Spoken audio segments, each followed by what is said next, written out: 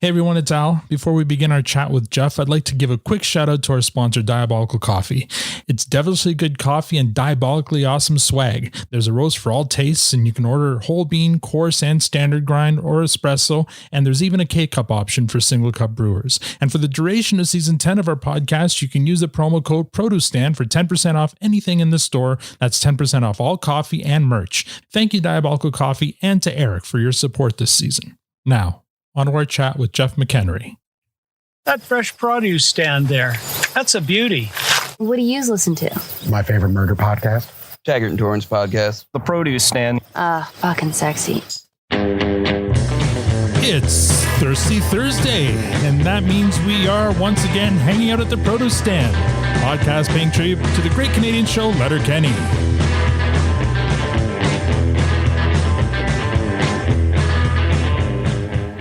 Now, I know what you're thinking. There are many other podcasts about Letterkenny out there, but this one is about to uncover how the shit got on the outside of the toilet. I'm Al, your host, and joining me in the room as always is lovely Tanya. And online we have Squirrely Matt. Sadly, no Victor tonight. He sends his regrets, but he's got a day job and it came calling. So unfortunately, he couldn't make it, and he really wanted to be here, Jeff.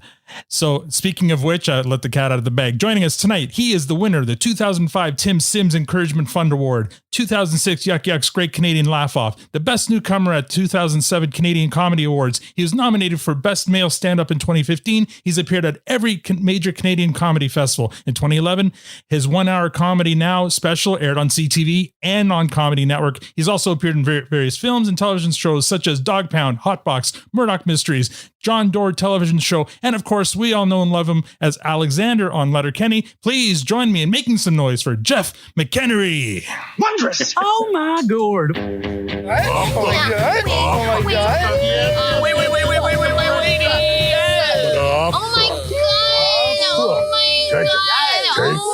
my god! I regret nothing! Welcome to the Produce Stand, Jeff. Oh, thank you so much for having me, everybody.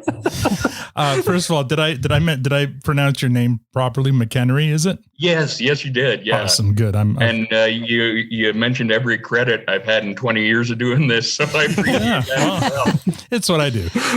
Amazing. Thank you so much. There was a Doritos commercial I did in 2009. You missed, but Damn it, Al! You have one job. One job, Al. One job. And you know what? I know that Dorito commercial because I've seen it, so I remember it clearly. So thank you so much for joining us. First of all, where are you speaking to us from right now? Oh boy, I am in lovely Winnipeg because I have a horrible agent. Is the comedy festival happening right now? Oh no, not even that. No. You're just in Winnipeg. Yeah.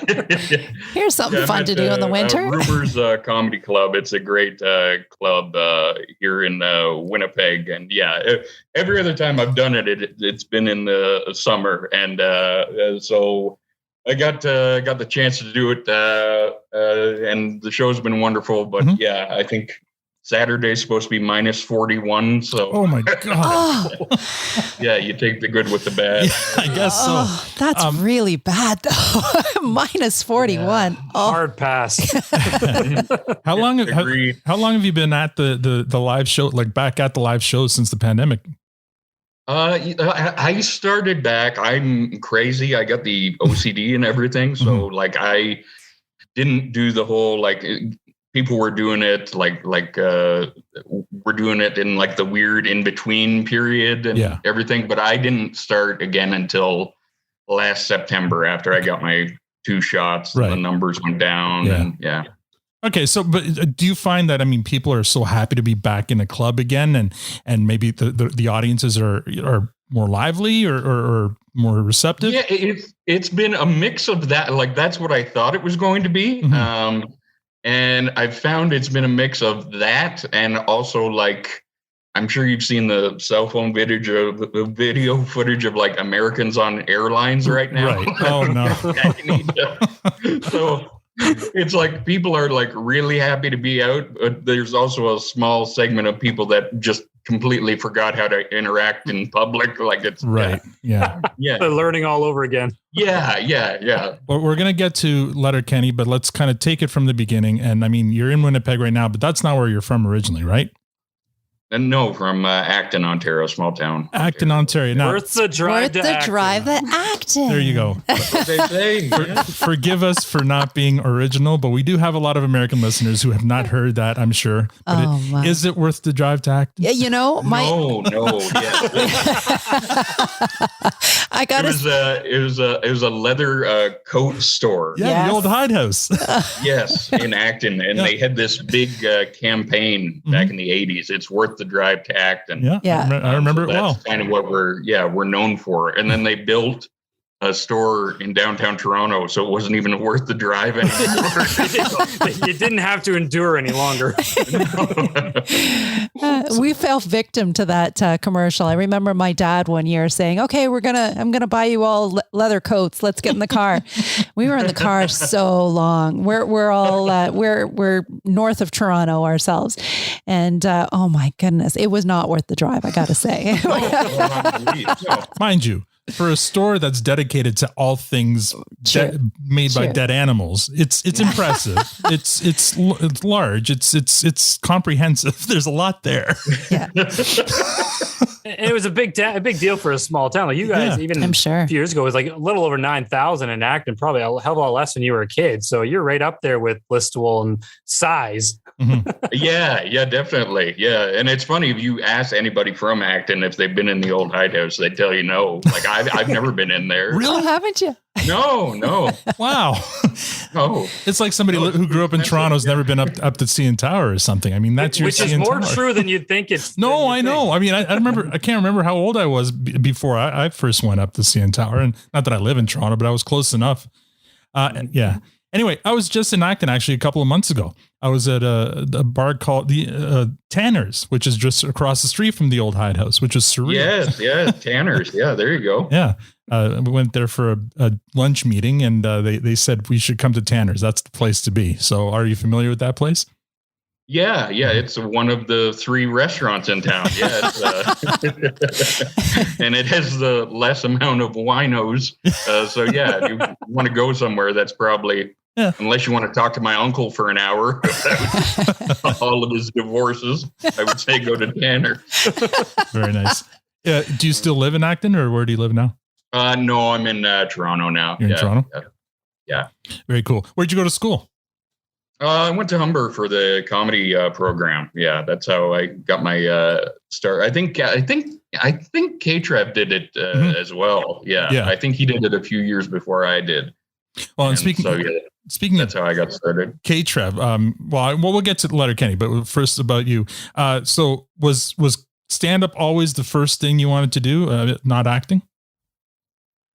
Yeah, very much so. Yeah, I was a pretty good writer growing up, and I knew I loved stand up when I was a kid. So I'd watch Just for Laughs every summer, and comics and Comedy Now, and I loved stand up a lot. And when I went to Humber, I was lucky in that some people take a while to kind of find their voice on stage, and I was just lucky in that I kind of figured out who I was going to be on stage pretty early on. So I've been doing it ever since, really.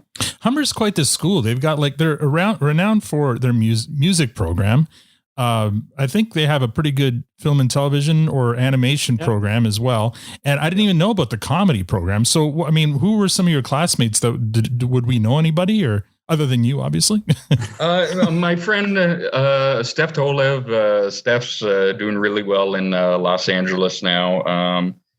She's doing great. She just got on with the Comedy Store, which is a huge accomplishment. Yeah, very few Canadians they call it pass, right? Which means they get onto the regular roster there. And then, a bunch of my buddies, you've seen him on film and television and Hallmark movies and Right. just Canadian show business. Yeah. That's great. Did you have any, like, when you got started? I mean, you said, I'm like you, I was listening to stand up since I was a kid and I was always drawn to it. Did you have any early inspiration or people you just like were just drawn to? Obviously you found your own voice along the way, but what were some of your early, Well, I was always a big, and I don't know why, being a hick white kid from, living on a 100-acre dairy farm. But I liked Richard Pryor when I was growing up. And so you went the other direction. Pardon me, sorry? You went the other direction there. Yeah. So love it.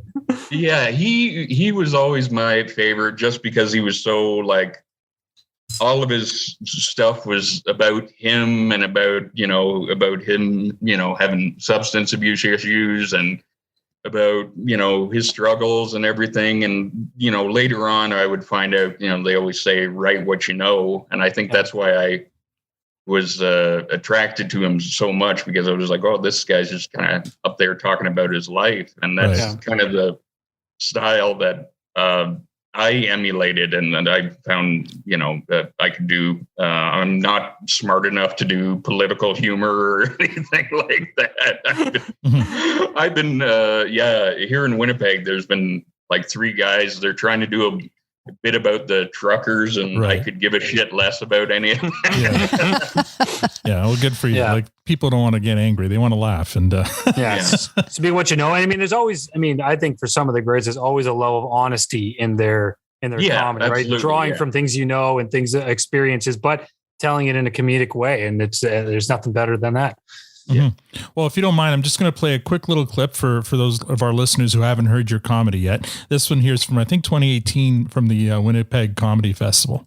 You guys think I'm funny on stage. You should see me try and place a dinner order with an attractive waitress. That's the funniest thing you'll ever see in your life. I sound like that one relative on Family Feud nobody's going to talk to after the taping. Can I start you off with something to drink, sir? Coke, Pepsi, Sprite, Mountain Dew. Screw it. Pass.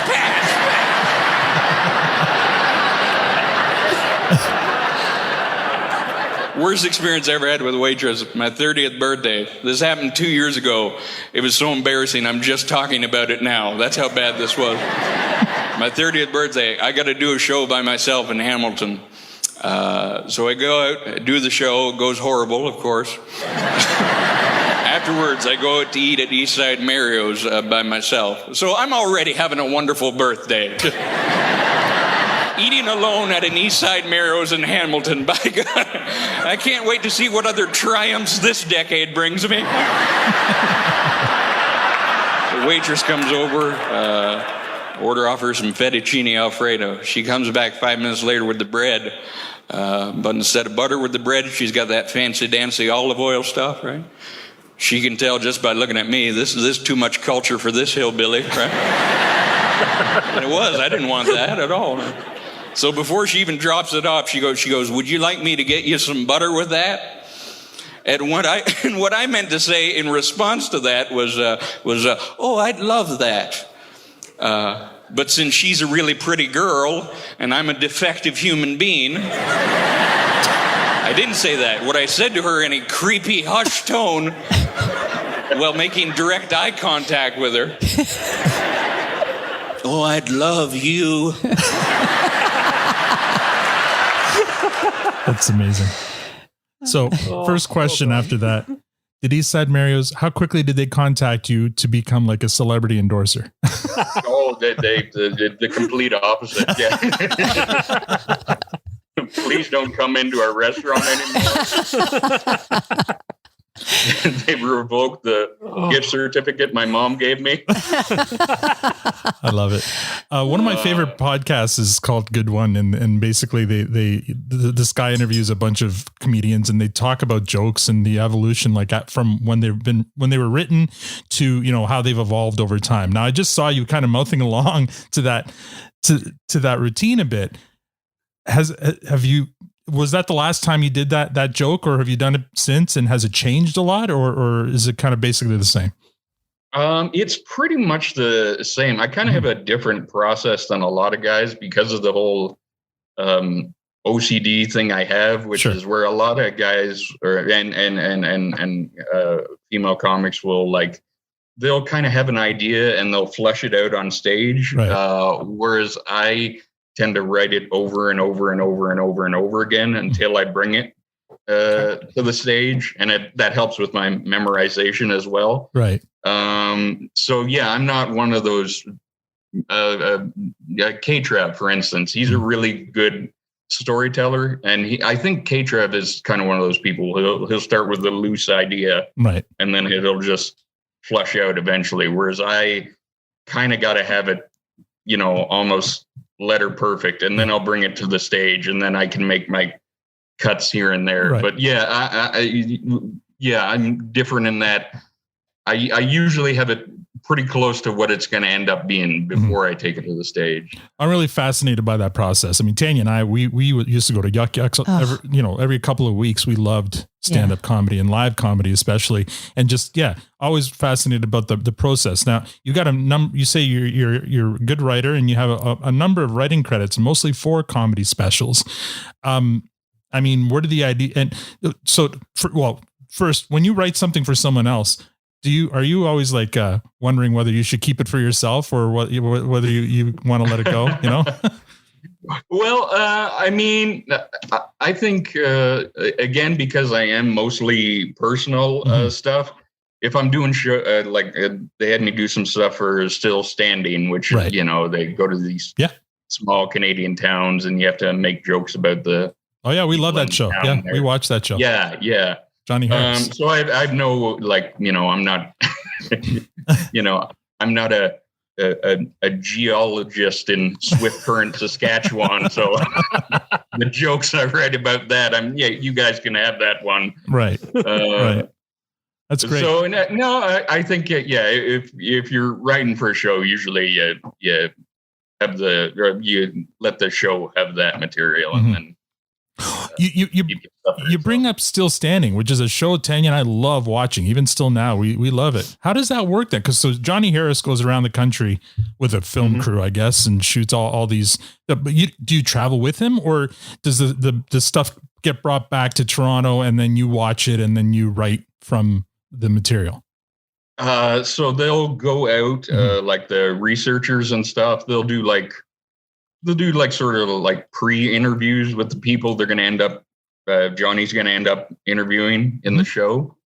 And then you get like a little research packet on it, on the people, and this is their job and this is what they do. And then like my buddies, like Graham Chittenden, Steve Dillon, Fraser Young, they're like the three main writers. So they'll actually go to the town with the guys and, try and think of jokes on the fly and stuff. But they'll also bring in other writers before they leave. And that's the stuff I've done. And they give you that packet, and then you just try and write jokes around it. And then at the end of the show, they compile all those jokes and they put it on in Johnny's stand-up routine. Yeah. It's great. We love it. Cool. So, your first time on stage, like as a stand-up comic, do you remember it? Very much so. Yeah. What was do you remember your first joke that you wrote or told on stage? Oh God! K. Trevor shared his, so it's okay. You're not above it. Do you remember what his was? Well, he said he had one written, and then he improvised another one. Damn it! Well, Matt, do you remember? No, but Jeff, I love that you put that right back at him. Yeah. And then he calls out something, and then God damn it, right back at him. he said the one that he improvised actually got a bigger laugh than the written joke that he had, but I don't remember. I'd have to go back and listen to the interview. We had to do at Humber Night. You would do 2 minutes because there was so many students on stage, and normally you're doing 5 to 7. Yeah, and then. Amateur night. And I remember what I closed on. I like the hackiest thing in the world. Don't worry, no one's listening. I was like, I'll say what I said when I saw this man leaving a girl's dorm room in residence last week. Like, I hope you had fun, and I promise next time I'll go longer than 2 minutes. And I was so scared shitless on stage, I had to look for my buddy Steve in the crowd and point to him. Like, sorry, Steve, you're going to be a premature ejaculator just because I don't have the balls. Well, I mean, point to anybody else. It's not.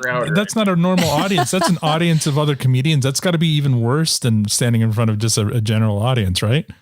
Well, what was worse was, I swear this is true, my drama teacher, who was really the reason I started doing all this, she was really encouraging and everything.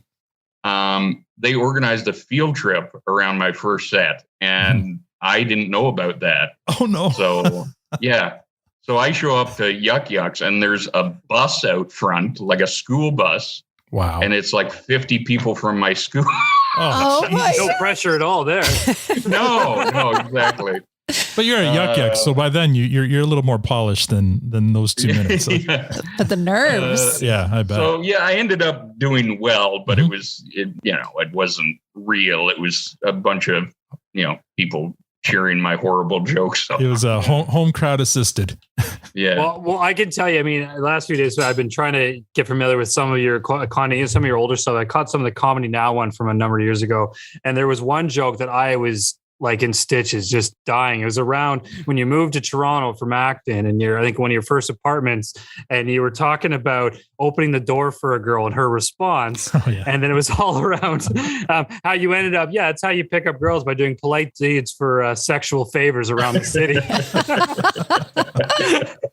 I was like in my car in hysterics by myself, and it was like, you're a funny ass dude, and that one made me laugh for sure.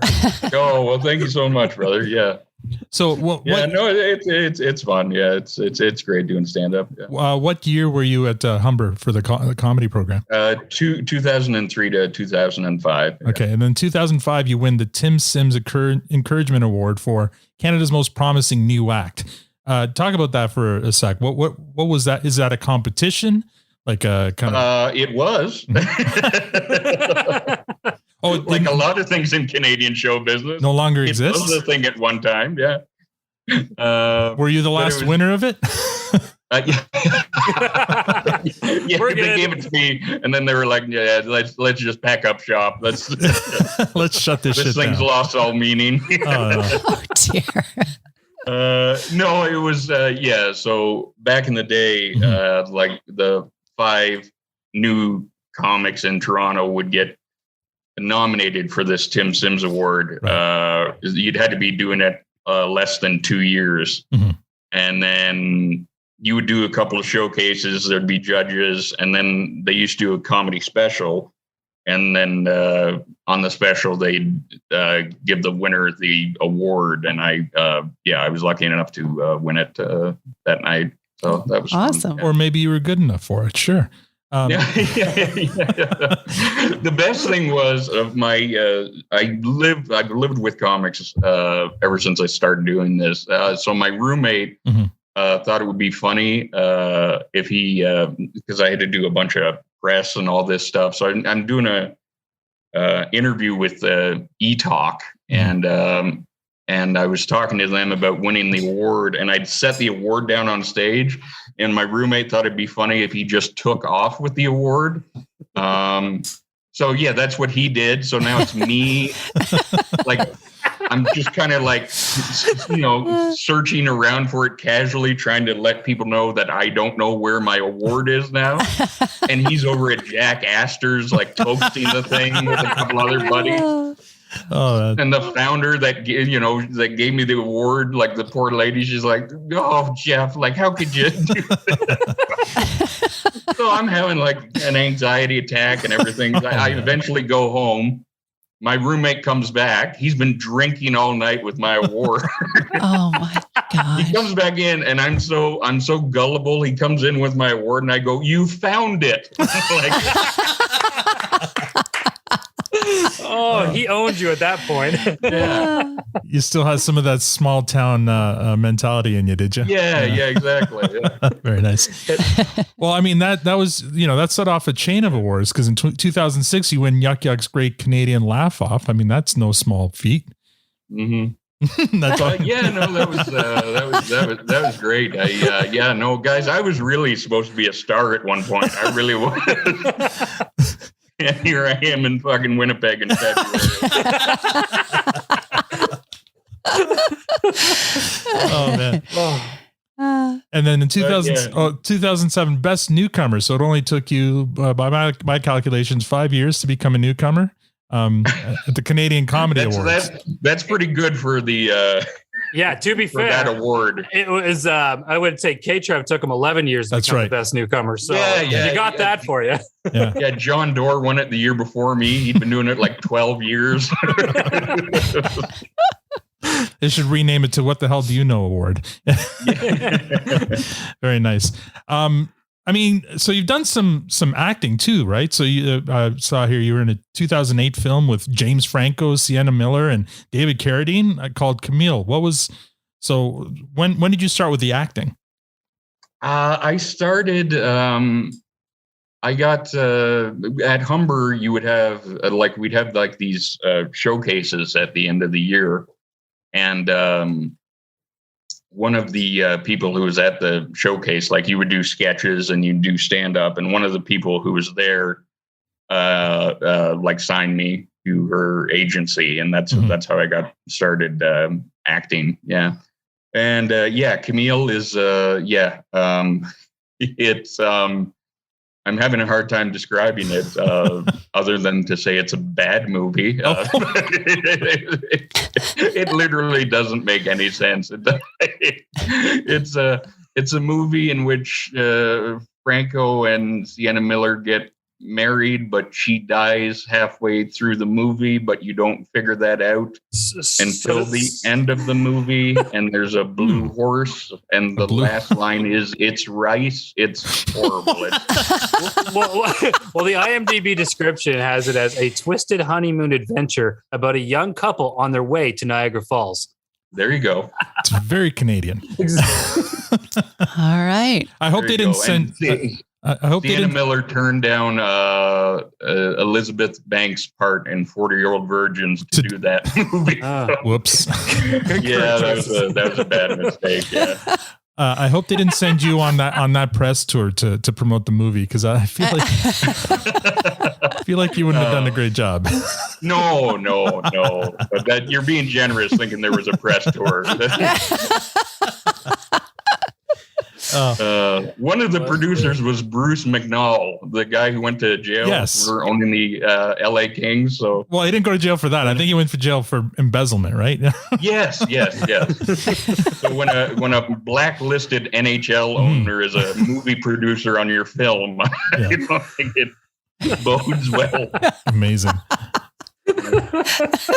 Now, you mentioned John Doerr a few times. I'm assuming you guys were buddies, maybe, since you're kind of coming up in the same.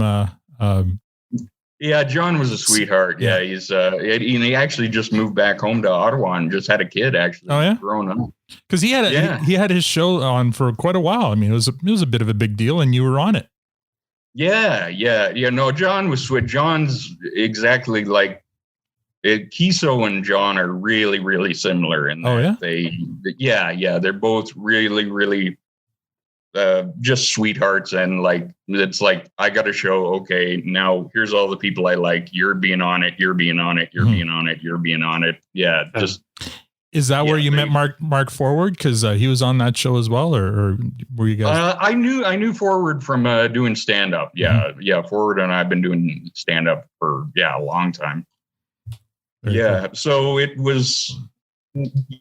Yeah, I love doing John's show. It was a lot of fun in that it is similar to Letterkenny in that it was do it our way a couple of times and then whatever you got, throw it in. And I love that style of. I don't think I'm particularly a good actor, so when they just let me say what I want to say for the first time, I feel like I'm better at that. Like I'm in.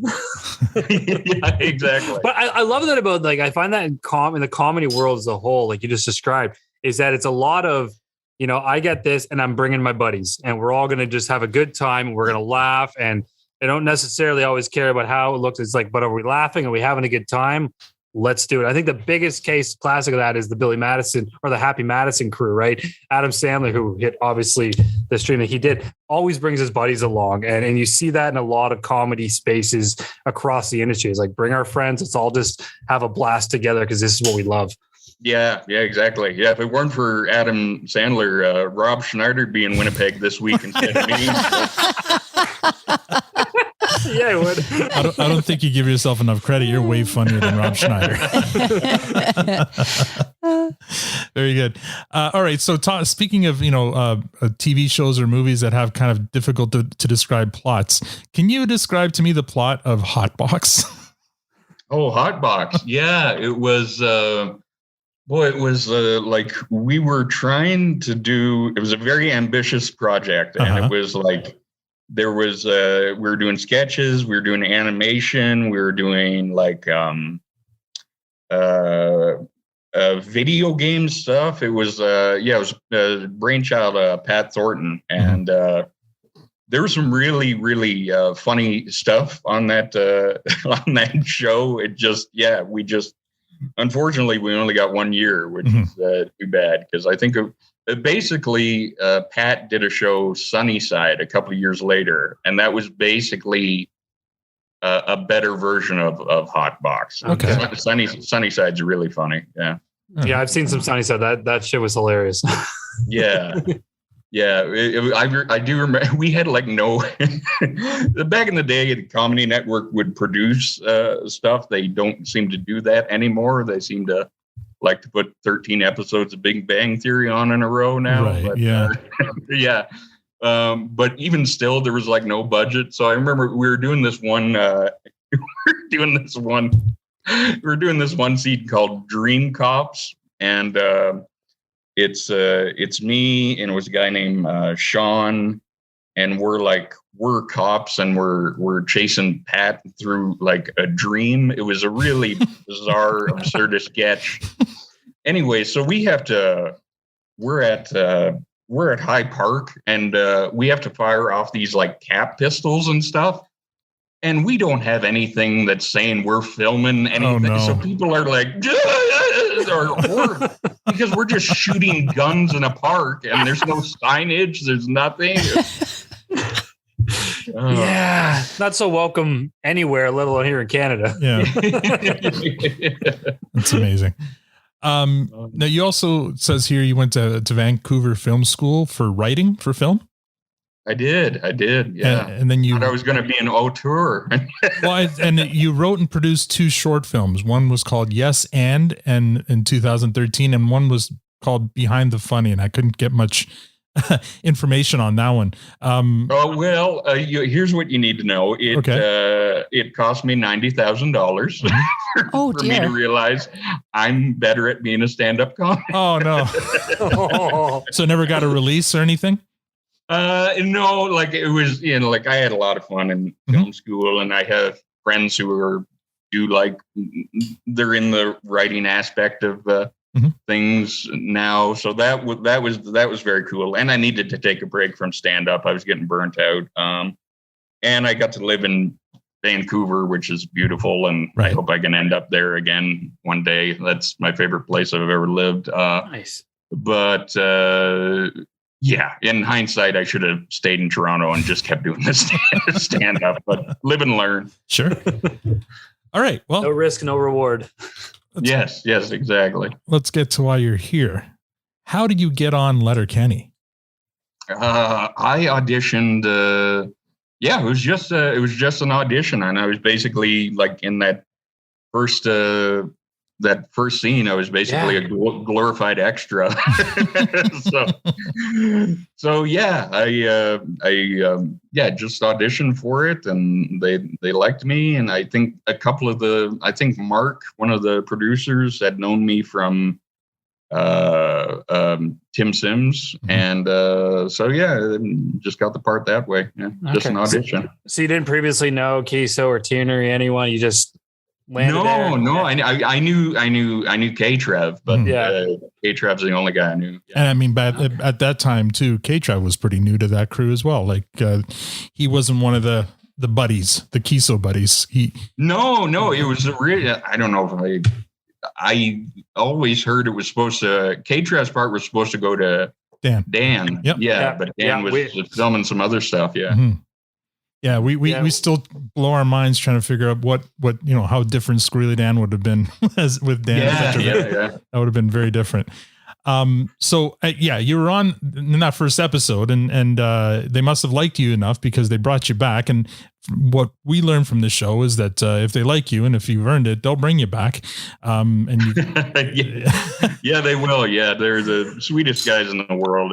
Kiso's so much fun. And that episode, like I read the script, and it was you knew just reading the script, like this thing's going to be big. Yeah.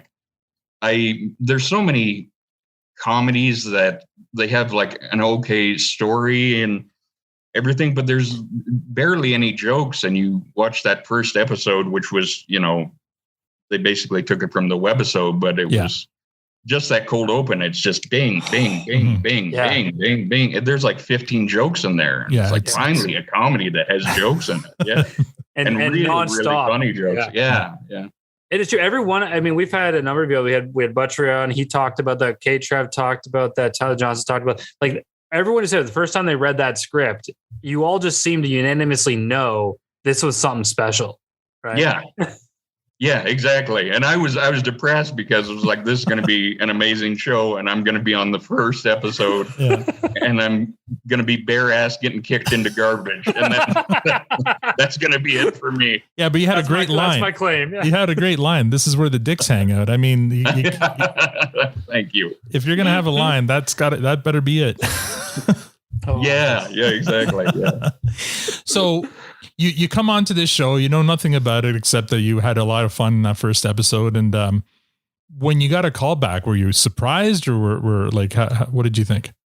No, I mean, Kiso, again, he's the sweetest guy in the world, and I can't say enough good things about him. Like he told me, like, as we were on set, we're having you back, buddy. And he hooked me up with this audition coach because I was going down to LA, and wow. So yeah, he said, we're having you back at some point. And yeah, to get the call back, he actually messaged me on Twitter on my birthday a couple of years ago, and he's like, I got a new scene for you.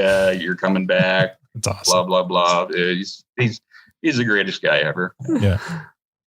When you go up to Sudbury they call it summer camp, but I mean, you probably go up just for a day or so, and that's kind of your stint there.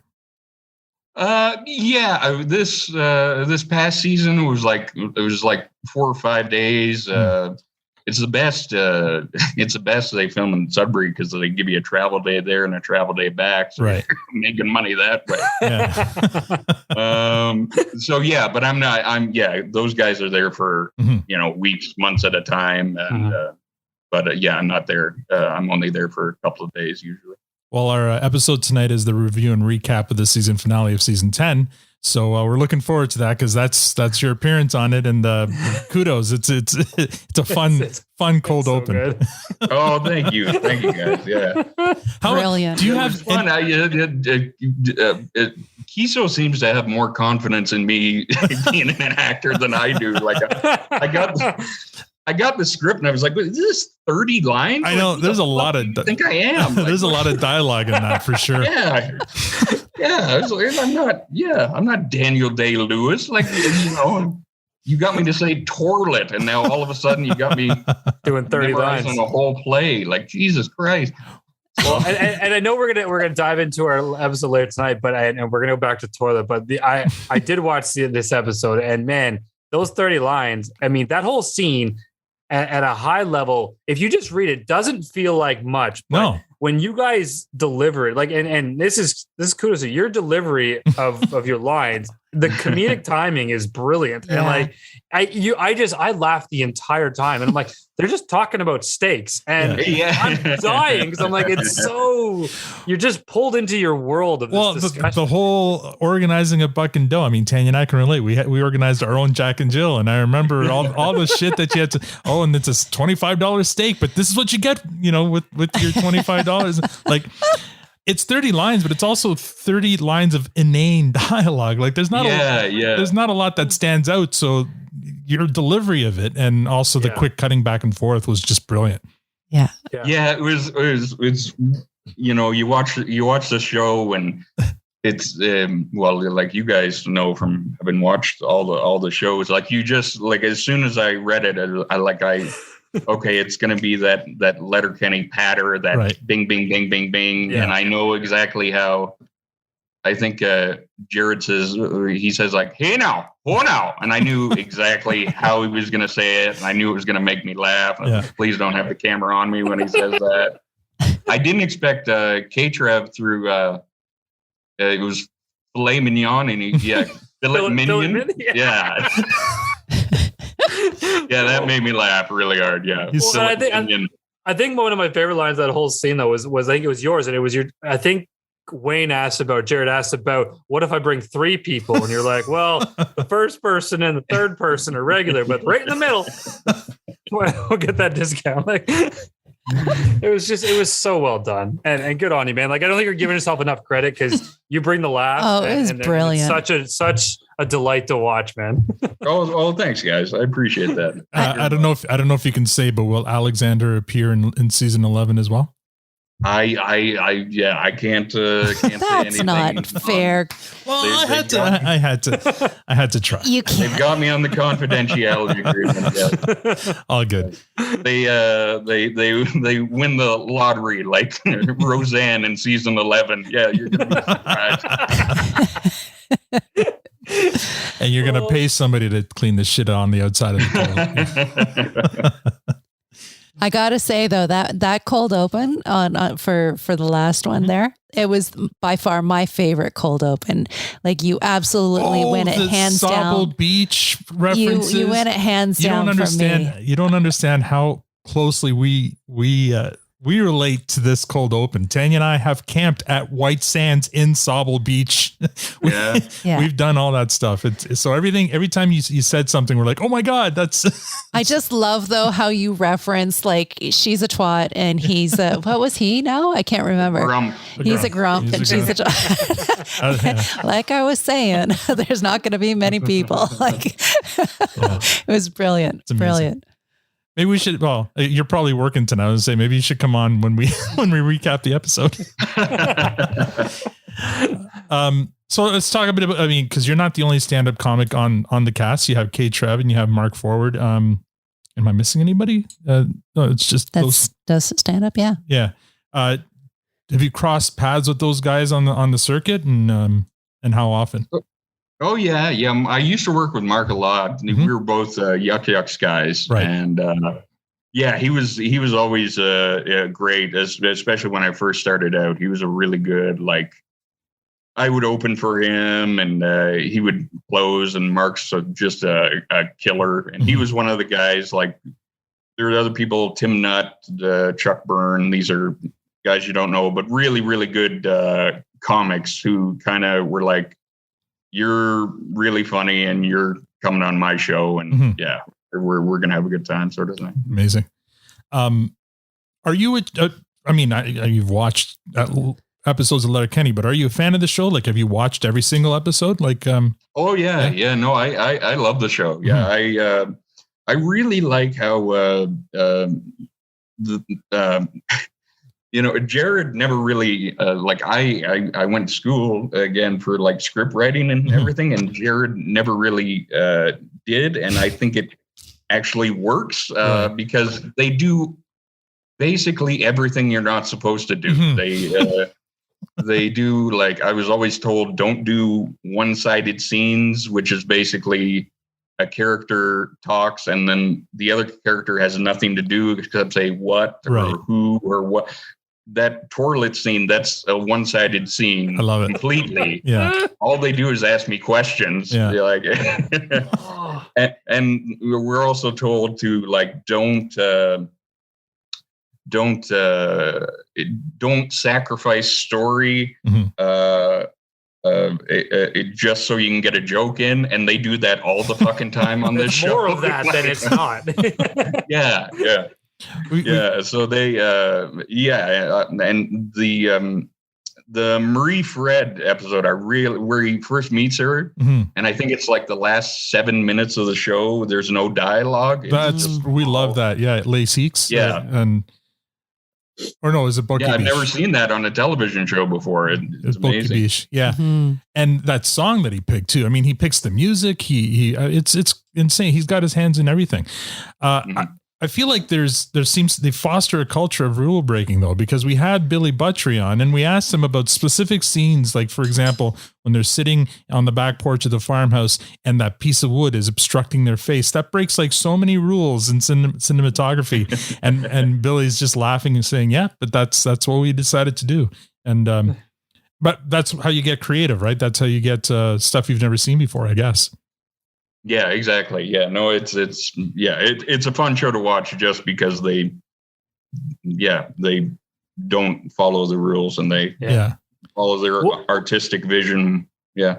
Well, on that, I mean, I always ask this to every guest, and it feels like a good point to put it in, having that early audition, getting it, then getting the callbacks. And I mean, you clearly are a fan and see it. We all love the show. I think it's something special. It's something amazing that they've done in TV. From your perspective and what does it feel like to be a part of something like this? Yeah, it's crazy. It's going to be one of those things. Like I like my stand up and everything. I think I'm a pretty good stand up, but yeah, it's going to be one of these. Thank you.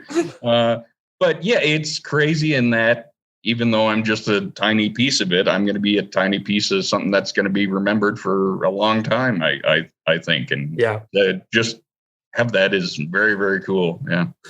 Well, you mentioned that scene in Bucky Beach with the scene, the musical montage, basically where Wayne meets Marie Fred.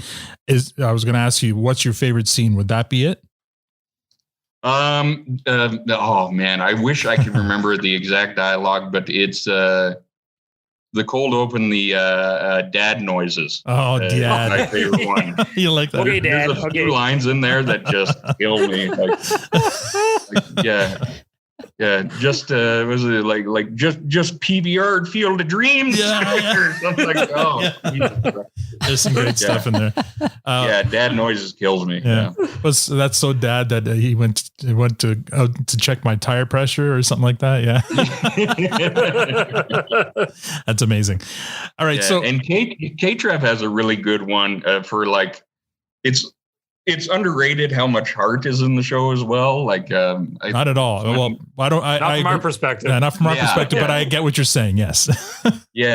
So when K-Trev's, he's got a crush on the Mennonite girl, and then I can't remember. Lavina Dick. They like.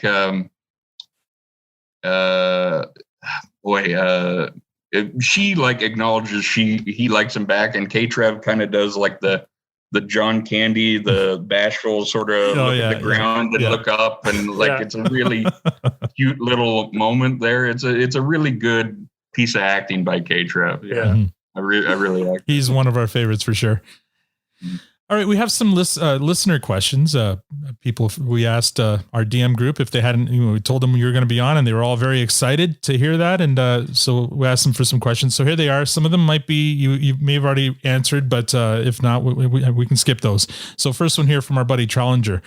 Did he have to show experience as a plumber and or janitor to secure the role? No, I think Alexander has no idea what he's doing whatsoever. I think that was Gail being nice. Just this guy's always here, so let's just give him something to do. So another one from Challenger said, which skid was the one that got the shit on the outside of the toilet?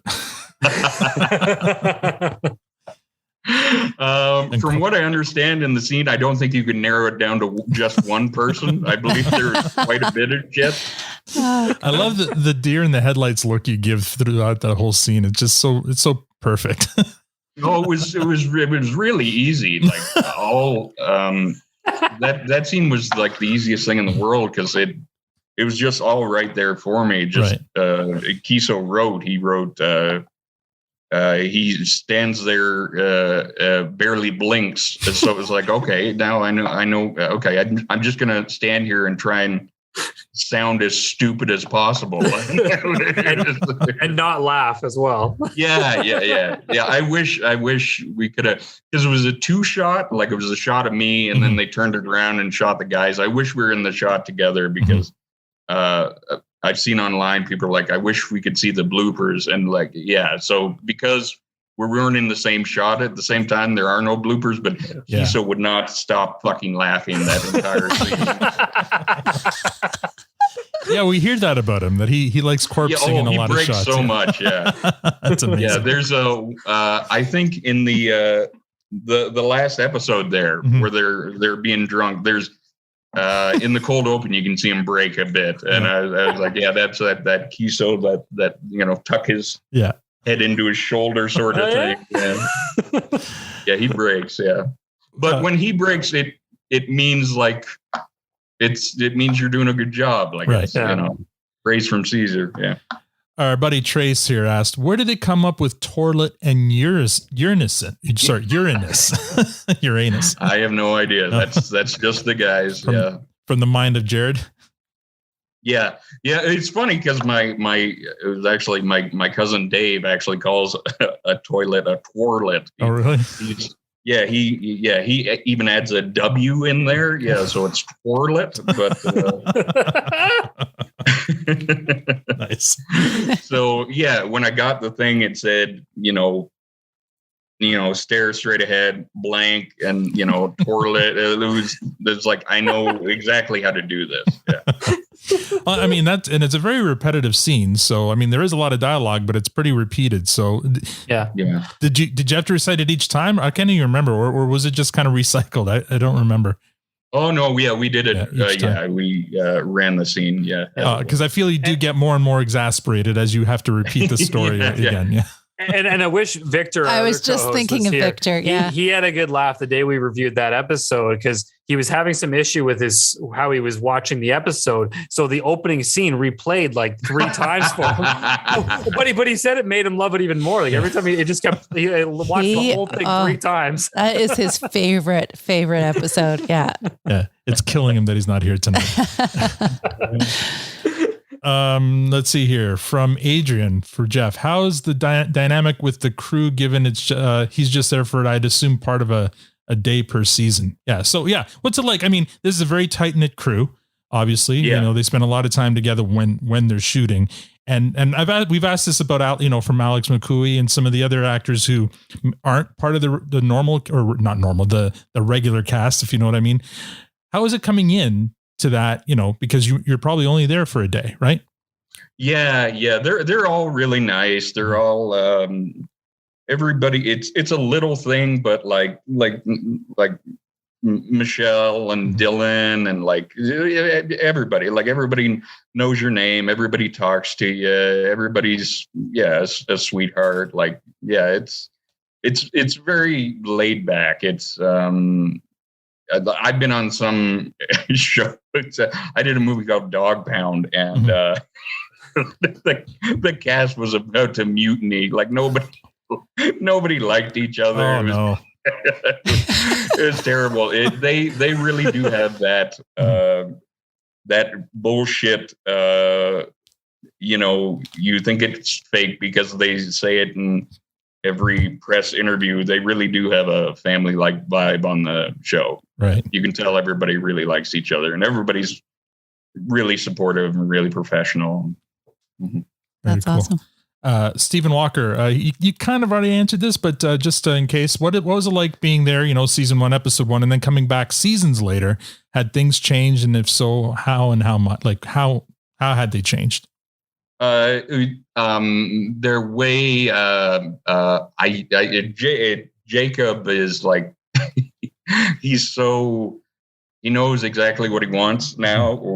So it's just like, that's why I love being on the show is, and especially like having these parts where like, I always was a big American Office fan. And I always thought Creed had the best role in show business where like he would get like 4 lines, but they'd all be hilarious. Right. And then he could just leave. And that's what I always like. I don't like sitting in a trailer for 12 hours while they adjust the lighting and this and that and the other thing. So for the guys to give me a couple of episodes every year and give me some funny lines, like that's perfect. And it's changed in that I remember doing that first episode, like knowing it was going to be really, really good.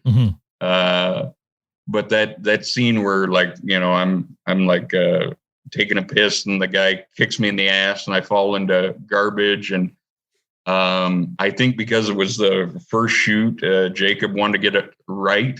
So we did that thing over and over. Really? Yeah. And like, and do you do your own stunt, or did you have a stunt butt, or was that your butt and that was you? Oh, no. Yeah. That's my real ass. Yeah. At some point, when I was filming that, it went from I'm being part of a cool show to feeling like, oh, I'm a guy getting kicked in the ass into garbage. Yeah. It almost felt like doing this for 4 hours. Almost felt like you're being hazed. Yeah. But now, like, I mean, that, pretty much all the shots I've been in has been bang, bang, bang, bang, bang. Like they've got it down to a science. Everybody has their character. Everybody knows exactly what they're doing. Like Jacob knows how he wants it shot. It's so quick. It's they've tailored their craft by now. They know what they know what's what. Yeah, they know what they're doing. Yeah. Another one from Adrian. How much of the slow learning characteristics were written, and how much of it was did you add or were added after? Pretty much it was all of them there. It was just, as I said, it really wasn't that hard for me. Just, you're slow and you don't blink. You're just completely bamboozled by this situation. The only thing I remember us adding in that scene was like, at the very end, Jacob said to me, he's like, for the last little bit, he's like, now, like, I think I say, but I'm like, I know how the shit got on the toilet, but why would someone shit on the outside of the toilet? And he's like you're like bamboozled, like you're trying to put that together in your head. So I'm like, I'm using my fingers and I'm trying to piece it together. And then I come to the revelation that, I'm actually cleaning up shit and I kind of have a crack in my voice because I'm so upset about it. Like, that was all kind of on the day, but everything else was, I kind of knew what I was doing going in. Can you remember how many takes that toilet scene took? It honestly wasn't too many. Like we did it like 2 or 3 times, and Kiso kept cracking up, and he's like, just turn it around. We got that. It was really nice. It was nice to have that show of approval from the boss. That's what he's looking for. What about the last the season 10 finale? How many scenes did that one take? That one didn't take very many at all either. Yeah, that one also was like again, I knew exactly what they wanted, and hopefully I think I gave them what they wanted anyway. But that was also we're also on like the last day of filming, so short of anybody losing an arm, I think we were okay, let's fucking go, guys. Wrap it up. Nice. Exactly. It was like 35 Celsius as well. It was like, it was hot. It's like let's just get this shit done. Nice. We have our buddy T Shorzy. He runs the Shorzy account on Twitter, and he just says there's no way it wasn't Shorzy that hit that shit on the walls. So he's taking responsibility. That's definitely a Shoresy move. Yeah.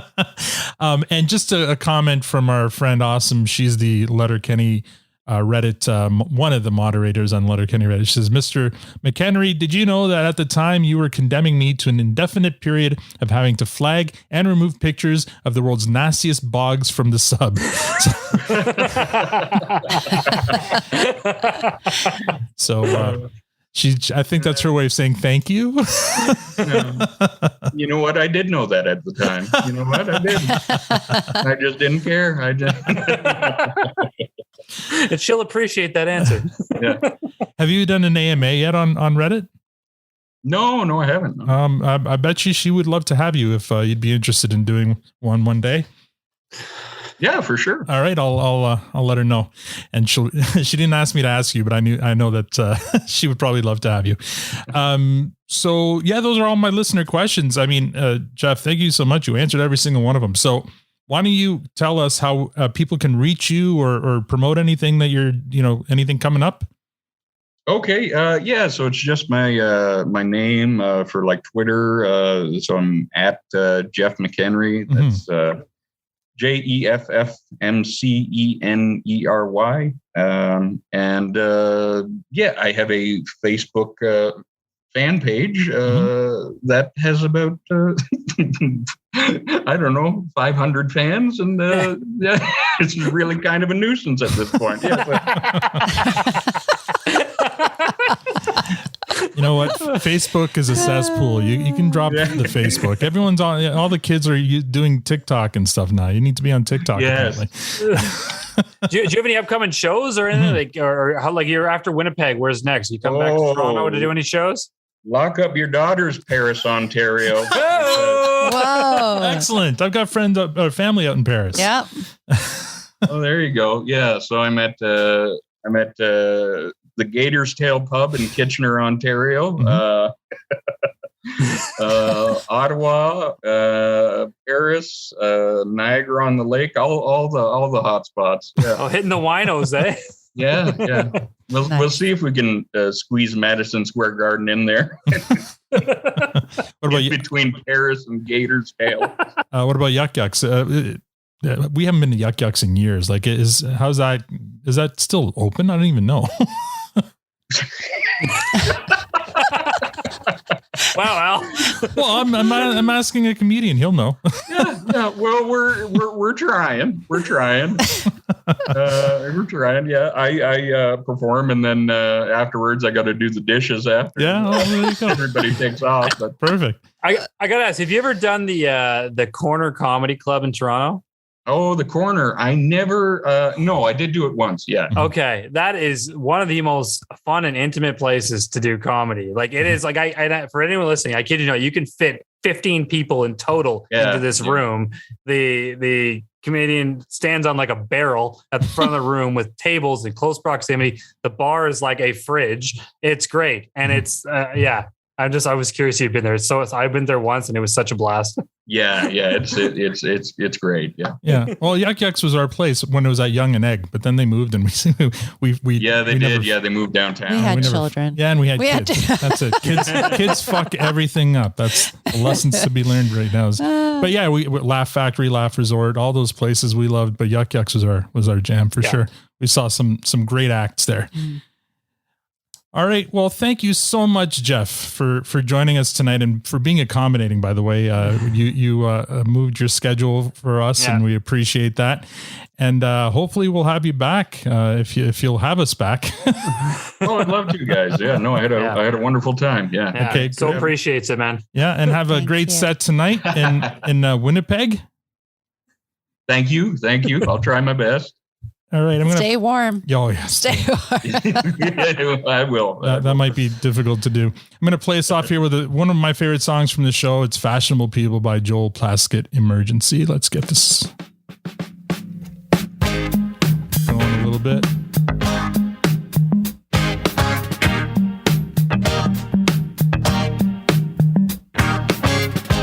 That's all we have for this episode. Jeff, thank you so much for joining us tonight. Is there? We already talked about your Facebook and your Twitter. and your upcoming shows. So that's great, and we know where to find you online. So don't forget to give our sponsor Diabolical Coffee some love. They are diabolicalcoffee.com. Right now you can use promo code PROTOSTAN for 10% off any purchase from their site. If you'd like to support the podcast, rate us on iTunes or become a patron, there's a Patreon link on our site, Twitter profile at ProtestanPod. We're on Facebook, Instagram, and TikTok. Thank you for joining us. Now we're going to go, check out Jeff in Winnipeg. Check out a comedy set. On behalf of Jeff, Matt, Tanya, and myself, thank you for listening and have a great week. Let's get moving before I'm loaded. The dancers need a dance floor. The swingers got to swing.